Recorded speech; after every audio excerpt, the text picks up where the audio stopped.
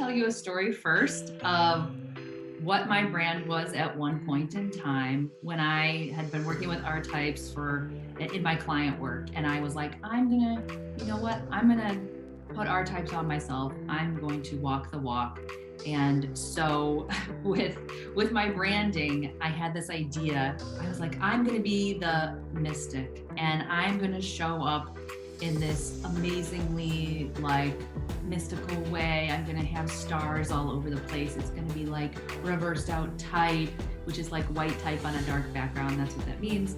It's gonna be like, you see this picture of this gal with her hand. She has like black nails, which PS, if anybody knows me, I never have black nails. So I don't know what I was doing. I honestly think it was because I was listening to someone outside of myself, a former client, who said you need to be high end, Colleen. You need to be like Amex Black. You need to be like these super mystical visuals. And I was like, yeah, I can be the mystic. And so this is what came out of that. It was not listening to myself. It was listening to somebody else.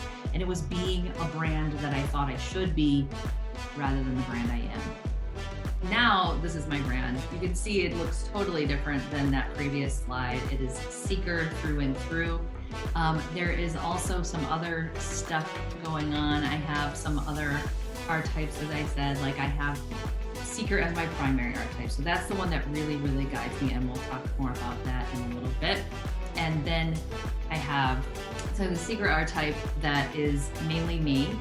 And then I have two sort of secondary or maybe even a tertiary archetype. And because I'm a writer and because I'm creative and because story is in the name of my business, and that is what I do, is help people tell story, there's an inherent creative baked into that.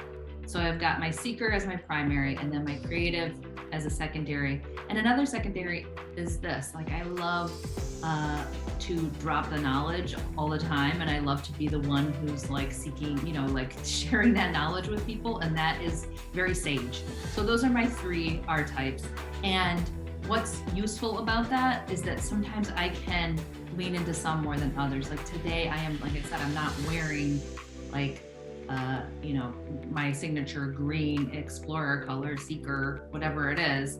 Today I'm I'm a professor, I'm giving a workshop, so I'm gonna wear my professor coat, that's what I want to be today.